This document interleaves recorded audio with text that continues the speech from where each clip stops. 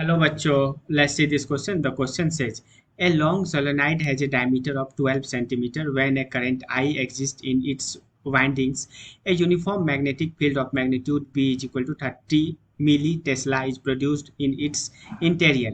By decreasing I, the field is caused to decrease at the rate of 6.5 milli Tesla per second. Calculate the magnetic magnitude of induced electric field at A 4.20 centimetre, B 10.3 centimetre from the axis of solenoid. Question कह रहा है कि एक solenoid है, ठीक है, ये मान लो कि ये एक सोलेनाइड है जिसका कि डायमीटर दिया हुआ है 12 सेंटीमीटर। तो रेडियस कितना हो गया?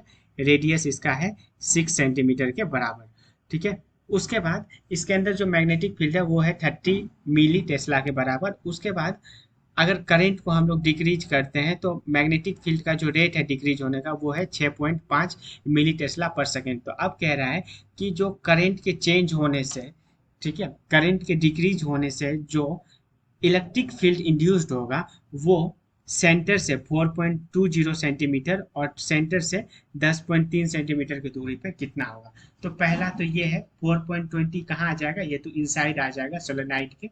और 10.3 सेंटीमीटर ये क्या आ जाएगा? ये आ जाएगा आउटसाइड। तो बेसिकली हमको ऐसा फॉर्मूला, ये फॉर्मूला बेस्ड क्वेश्चन है, तो हमको ऐसा फॉर्मूला लिखना है जिसमें कि इंड्यूस्ड इलेक्ट्रिक फील्ड का डिस्टेंस के साथ रिलेशन हो, और वो फॉर्मूला क्या हो जाएगा? की कॉन्सेप्ट हो जाएगा। तो पहला फॉर्मूला आता है inside inside inside the solenoid. Inside the solenoid के लिए, इनसाइड द सोलेनाइड के लिए इलेक्ट्रिक फील्ड जो होगा वो होगा 1/2 R D B upon D T. ठीक है, यहाँ पे आर हो गया डिस्टेंस कितना है, उसके बाद D B upon D T जो है ये rate of change of magnetic field होगा। उसके बाद दूसरा है कि outside the solenoid, outside the solenoid. तो आउटसाइड द सोलेनाइड होता है उस केस में जो इंड्यूस्ड इलेक्ट्रिक फील्ड होता है वो होता है 1/2 R square upon R D B upon D T.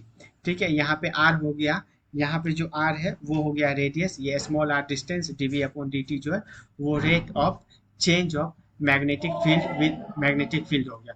तो आते हैं पहला, पहला पे जब आर कितना था, जब आर था क्वेश्चन में 4.20 सेंटीमीटर, तो 4.20 को 4.2 सेंटीमीटर अपन लिख सकते हैं। तो यहाँ पे इंड्यूस्ड इलेक्ट्रिक फील्ड कितना था इस केस में? इस केस में था 1/2 R upon D B upon D T, 1/2 R into D B upon D T. तो ये देखो 1/2 आर कितना है 4.2 सेंटीमीटर, तो इसको मीटर में कन्वर्ट करने के लिए 10⁻⁻² से मल्टीप्लाई करती है। D B upon D T कितना है? 6.5 मिली टेस्ला। ठीक है, तो इसको क्या किए, इसको भी 6.5 मिली टेस्ला जो है इसको भी टेस्ला में कन्वर्ट करने के लिए -3 से मल्टीप्लाई कर दिए। तो मल्टीप्लाई करने पे ये देखो ये 2 इसको 2.1 टाइम्स में काट देगा। ठीक है, और यहाँ पे 2.1 का जब भी 6.5 के साथ मल्टीप्लाई करेंगे और ये ऐड होके 10⁻⁻5 हो जाएगा। ठीक है, 2.1 और 6.5 जब मल्टीप्लाई होगा तो ये आ गया 16.5 इंटू 10⁻⁻15 वोल्ट। ये क्या हो गया? Induced electric field. तो पहला का आंसर है 13.6 इंटू 10⁻5 इलेक्ट्रॉन, 10⁻⁻5 वोल्ट। अब आते हैं दूसरे में। दूसरे में आर कितना है क्वेश्चन में? दूसरे में क्वेश्चन में आर है 10.3 सेंटीमीटर, तो ये आ गया 10.3 सेंटीमीटर। अब देखो इस केस में जो इंड्यूस्ड इलेक्ट्रिक फील्ड था उसका फॉर्मूला था 1/2 into R square upon R D B upon D T. तो अब ऐसा करते हैं, इसमें वैल्यू पुट करते हैं। 1/2 आर कितना था? आर था 6 सेंटीमीटर, तो ये आ गया 6 इंटू 6, सेंटीमीटर को मीटर में कन्वर्ट किए तो ये आ गया 10⁻⁻4, और ये है 10.3 इंटू 10⁻⁻2, और D B upon D T कितना था? D B upon D T था 6.5, और इसको भी टेस्ला में कन्वर्ट कर दिए। तो ये देखो ये 200 इससे जब डिवाइड किए तो ये आ गया 3, तो 3 इंटू 6 हो गया 18, फिर ये इसको एक तरफ कर दिए, ये आ गया 6.5, और ये आ गया नीचे 10.3। अब देखो 10 का जो भी मल्टीप्लाई है उसको एक साइड कर देते हैं, तो 10⁻⁻4 -3 ये ऊपर गया तो 2, तो ये इधर आ गया ये 18, ये 6.5 और ये 10.3 का डिसिमल आपस में कट गया, तो इधर क्या आ गया? इधर आ गया 18 इंटू 65 अपॉन 103 गुना, और इसको जब -7 + 2 तो ये आ गया 10 टू द पावर कितना? -5 के बराबर।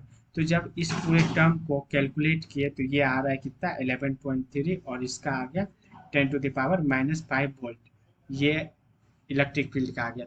तो दूसरे का आंसर क्या आ गया इतना। तो पहले का आंसर था ऑप्शन में, पहले का आंसर अपने जब इनसाइड द सोलेनाइड निकालना था वो था 13.65 इंटू 10⁻⁻5 वोल्ट, और जब आउटसाइड निकालना था तो उसका आंसर आ गया 11.3 into 10⁻⁻5 volt. Hope you understood it well, best of luck.